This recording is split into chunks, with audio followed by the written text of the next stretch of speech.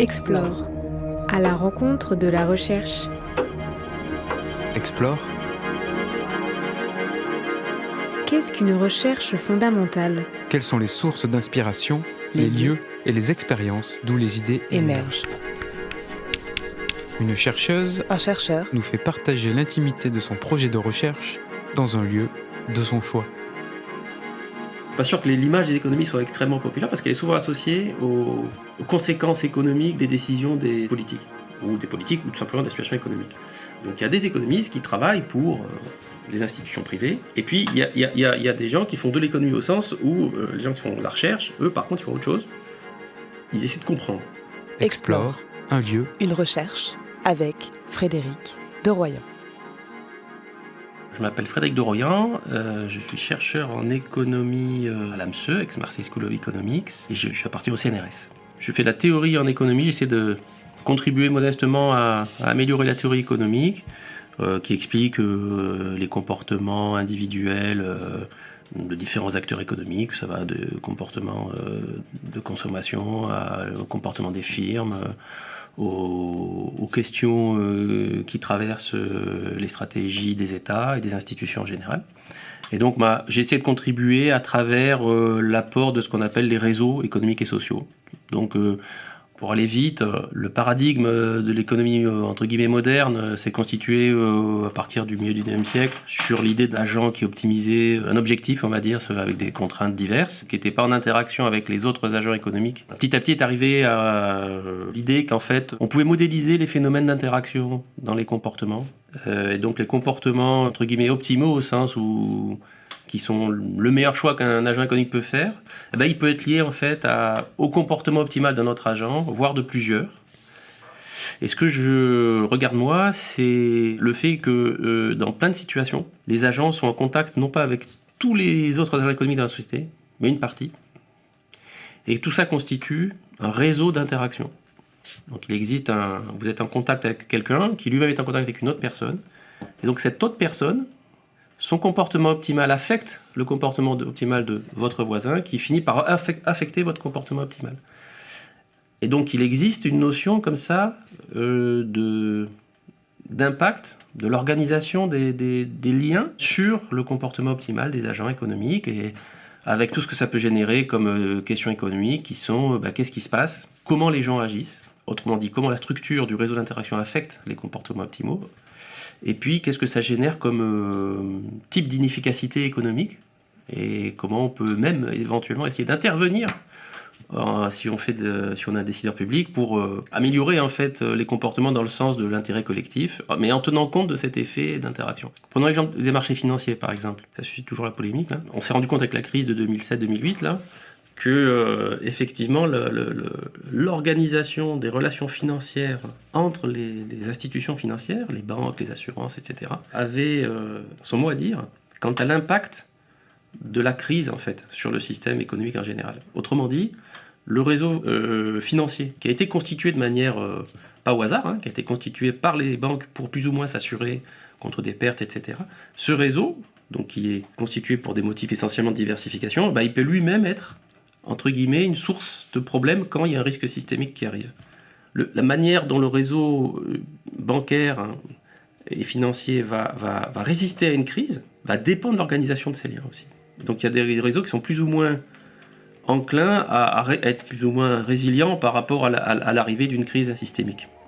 Donc là, c'est vraiment le réseau, son organisation, qui va dire si oui on a une situation où c'est vraiment fragile, il faut faire attention, il ne faut absolument pas qu'une banque fasse banqueroute, ou alors non, il y a des situations où si ça part dans cet endroit-là, c'est pas si grave parce que le réseau il va contenir, et donc ça permet de soulager aussi l'intervention publique.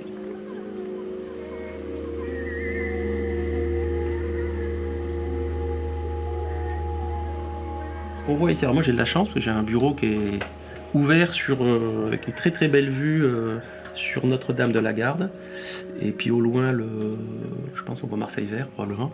Et on est à 2 pas de la gare, mais là on est de l'autre côté, donc c'est pour ça qu'on a la vision vers le sud-sud-est. Et alors ce bâtiment, en fait, historiquement, le laboratoire d'économie est né à la fin des années 70, début des années 80, dans un autre bâtiment qui était à la Vieille Charité, donc qui se trouve dans le Panier. Et en 2018, il y a eu une migration de cette Vieille Charité, qui est un bâtiment magnifique, vers ce bâtiment-ci, pour une raison très simple, c'est que le nombre de chercheurs du laboratoire a augmenté, y compris les doctorants, etc. Et donc il fallait des locaux plus grands.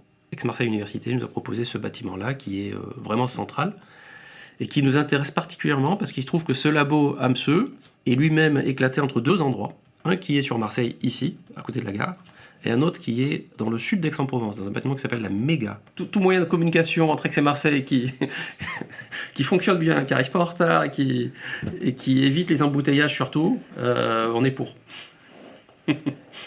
Pour mon petit cas particulier, une petite anecdote, c'est que des gens de ma famille, notamment mon grand-père paternel, a vécu pendant, je pense, 50 ans à la rue Longue. Et il se trouve que ce bâtiment, pour le construire, ils ont rasé le haut de la rue Longue, ils ont construit ce bâtiment et 2-3 autres autour.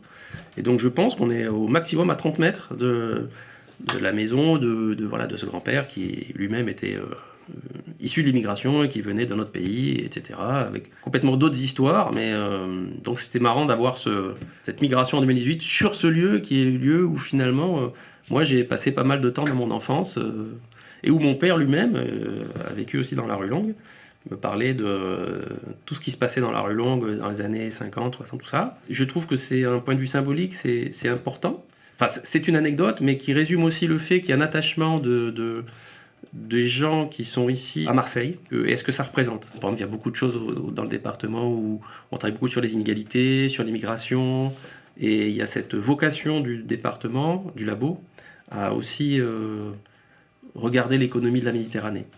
Donc en ce sens-là, je trouve que c'est important d'être implanté au cœur de la ville, en fait. Mais je voudrais souligner le fait que c'est aussi l'intérêt, c'est aussi notre intérêt d'être ouvert à la migration, d'embaucher des gens qui sont d'ailleurs, ça peut être des Indiens, des Africains, ce que vous voulez, parce que c'est le modèle qui fonctionne, en fait. Donc si je suis, entre guillemets, égoïste, que je cherche juste moi-même à ce que mon institution survive, j'ai besoin de m'ouvrir et d'ouvrir le marché du travail à la migration. C'est une nécessité. Parce que le monde de la recherche, c'est un monde difficile, c'est un monde élitiste, au sens où ce qui compte, c'est vraiment la performance absolue de la recherche. Vous êtes évalué par des gens qui évaluent vos connaissances, pas sur un marché local, mais c'est l'accord d'esprit entre eux au niveau mondial, puisque c'est des revues internationales. Donc il est important on ne peut pas faire de sacrifice sur la qualité, c'est ça que je veux dire, pour pouvoir exister dans ce monde-là. Voilà. Donc c'est un monde qui nécessite évidemment de s'ouvrir, parce que plus vous vous ouvrez, plus vous accumulez la compétence. Explore. À la rencontre de la recherche. Marine, c'est Managing Risks on Networks. Donc ça veut dire la gestion du risque sur les réseaux. Et comme les acronymes, il vaut mieux qu'ils soient percutants pour avoir une chance d'être financés. Non, c'était un clin d'œil. Mais voilà, donc l'acronyme est lié au fait que cette recherche-là, son cœur d'objectif, c'était de comprendre comment les agents économiques gèrent le risque quand les réseaux sont impliqués dans l'exposition au risque.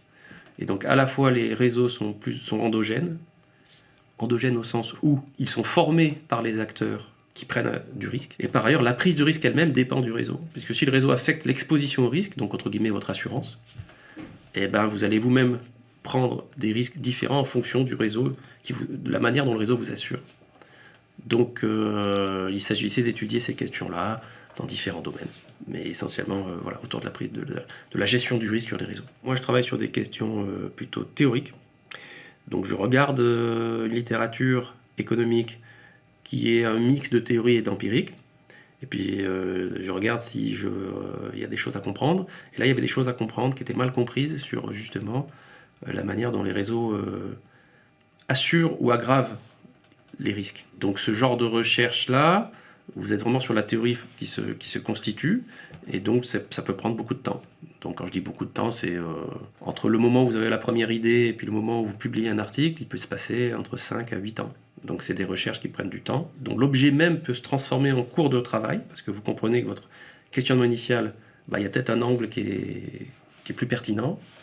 Et puis surtout, il faut produire du résultat. Et c'est toujours risqué. Donc je pourrais appliquer la recherche à mon propre questionnement, puisque effectivement, la recherche par essence, c'est risqué, au sens où vous cherchez. Donc il faut faire la différence entre la connaissance établie, entre guillemets, ce qu'on va appeler très simplement la science, parce qu'elle connaît, et puisque les gens cherchent la recherche. Et la recherche, c'est un horizon ouvert, mais qui se construit à partir de l'existant, donc c'est pas au hasard du tout. Autrement dit, vous cherchez autour du réverbère, toujours. Mais quand même, quand il s'agit d'étudier des mécanismes dont on n'est pas certain qu'ils sont vraiment opérants et qu'on voudrait mieux les comprendre, vous prenez des risques, et donc il existe des lignes de travail qui n'aboutissent pas. Ça sert toujours, mais pas là où vous pensiez forcément. Voilà. C'est partie du métier. Voilà. Il y a quand même une nécessité de produire, de publier, etc. Donc c'est un monde avec beaucoup de pression, ce monde-là. Mais on n'est pas dans un monde où on va chercher à donner telle mesure de politique publique sur le taux de chômage à 3 mois. Et d'ailleurs, les recherches en économie, sur la théorie économique, c'est difficile de donner des généralités sur la manière dont ensuite c'est absorbé par les gens qui utilisent la théorie pour décider, mais il y a quand même des passerelles. Mais c'est plus ou moins long en fonction ça peut prendre plusieurs années, évidemment. Avec la vue sur la bonne mer. Avec la vue sur la bonne mer, et qui permet de se poser et d'avoir les idées claires quand c'est un peu brumeux parfois. Voilà, il faut toujours prendre du recul et se poser des questions à la fois dans le cadre de ce que vous recherchez, et aussi des questions sur pourquoi vous recherchez ça en ce moment-là, et qu'est-ce que vous cherchez vraiment à extirper comme mécanisme.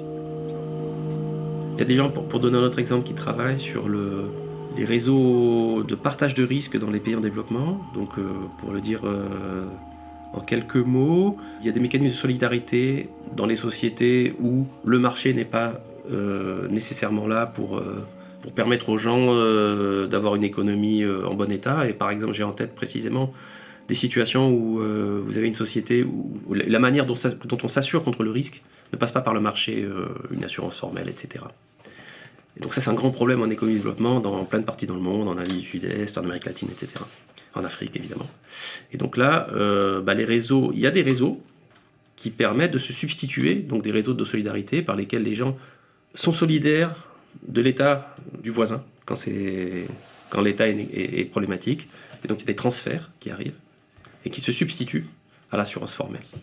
Donc il y a des gens, par exemple, qui vont faire des enquêtes. Alors généralement, ça marche d'autant mieux que l'enquêteur lui-même connaît la communauté.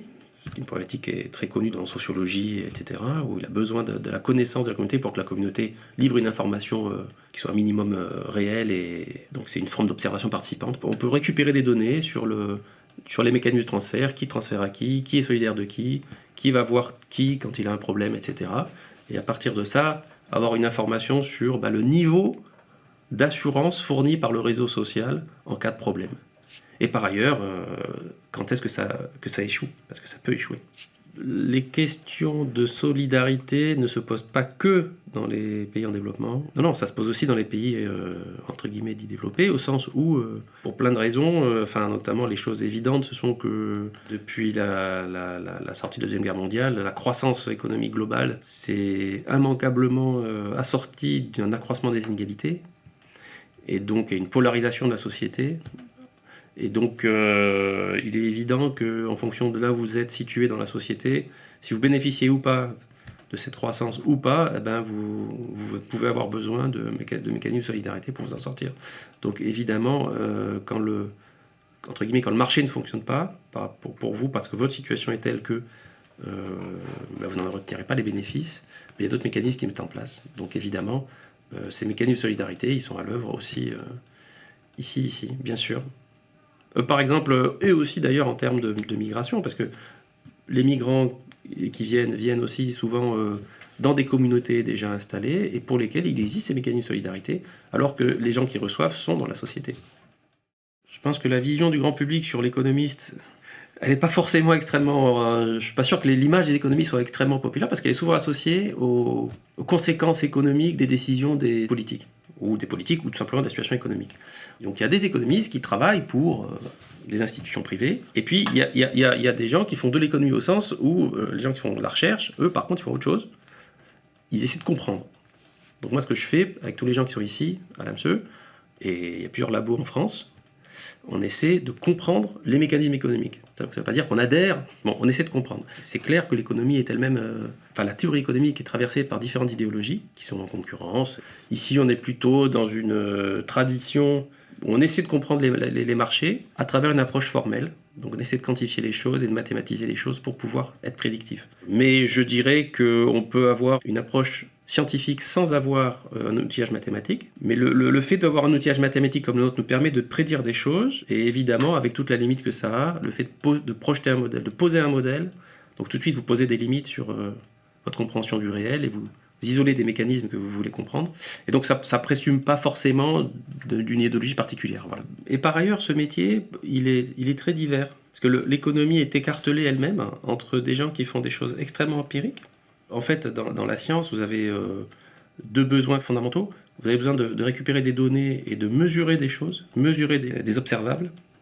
Et après, vous avez besoin de les comprendre et de théoriser, trouver des mécanismes, et ensuite essayer de vérifier si vos mécanismes sont validés par le réel. Donc il y a des gens qui s'occupent beaucoup de mesures.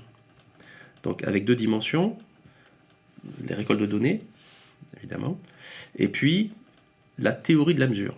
Donc il y a des gens qui font de l'économétrie ici, et qui font de la théorie sur comment on mesure et quels sont les biais des mesures et comment on peut déduire de ça ce qu'on cherche réellement.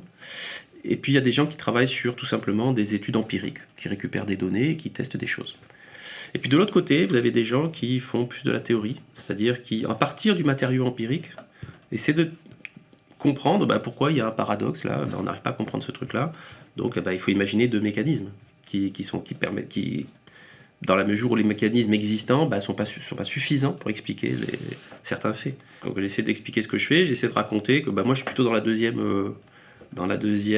approche, c'est-à-dire je suis plutôt parmi les gens qui essaient d'imaginer des mécanismes pour comprendre des phénomènes. Mais pour être honnête, le chercheur parfait, il doit savoir tout faire. Parce qu'il est important dans le questionnaire scientifique du chercheur, même quand on est théoricien, de se poser des questions qui sont falsifiables, qui sont en tout cas testables. Donc vous pouvez faire des choses extrêmement brillantes, mais qui ne sont pas testables. Et là c'est embêtant. Et elle ne sera jamais testée, donc c'est plus de la recherche. C'est pas de la science, en tout cas. C'est quelque chose qui est en tout cas, il y a des débats, je ne vais pas rentrer sur les débats, est-ce que les mathématiques c'est une science, etc. Mais fondamentalement, si je veux être un peu pragmatique, il faut imaginer des choses qui soient testables. Et donc il faut une connaissance du terrain aussi, de la littérature empirique, pour arriver à imaginer des mécanismes qui puissent, mais ça pourrait être expliqué, mais finalement, est-ce que j'ai moyen de tester ma prédiction ? Sinon, on est dans la spéculation pure, voilà.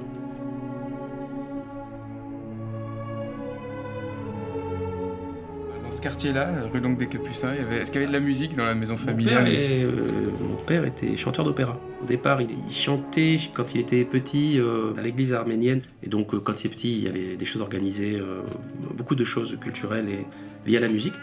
Et puis ensuite, il se trouve qu'il a, à un moment donné dans sa vie, il est devenu chanteur d'opéra, il en a fait son métier. Et donc, si je dois vous donner un souvenir musical, c'est probablement c'est deux choses. C'est le fait, quand je passe vers le quartier Chapitre, je passe devant cette association toujours culturelle arménienne où je sais que mon père est passé il y a 60 ans. Et puis l'opéra de Marseille, où j'ai aussi des souvenirs. Et plus généralement les opéras en France, où quand mes parents chantaient, j'allais aux représentations gratuitement, à la première ou à la générale. La notion d'opéra, je trouve ça intéressant parce que l'opéra c'est souvent considéré, un petit peu comme un truc un peu élitiste, etc. Alors que finalement c'est un art un peu total et qui, je pense, mérite d'être démocratisé. Parce que l'opéra c'est essentiellement la mise en musique et la mise en lumière des passions humaines. Et Dieu sait qu'à Marseille, les passions humaines, on connaît. La Tosca, par exemple, la fin du deuxième acte, avec la mort de Scarpia. Juste avant la fin du deuxième acte, la soprano chante un air et elle tue Scarpia.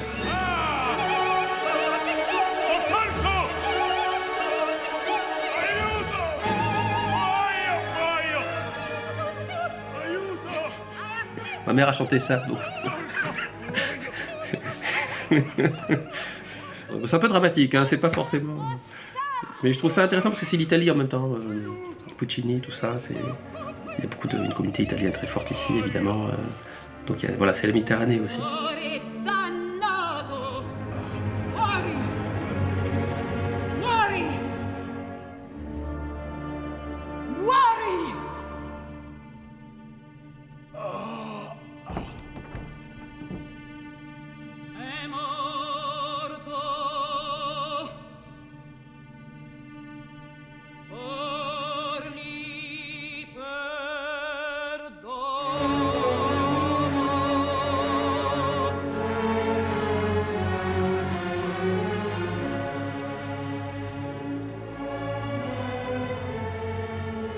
Explore, un lieu, une recherche avec Frédéric de Royan.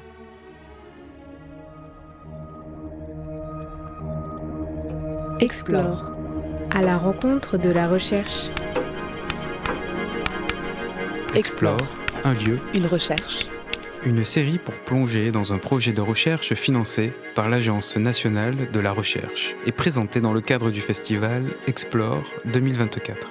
Le festival Explore 2024 a lieu du 27 mai au 2 juin à Marseille.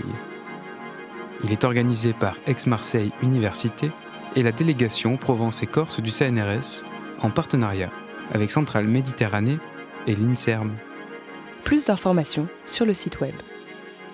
Explore, un lieu, une recherche. Une série réalisée par Radio Grenouille Euphonia.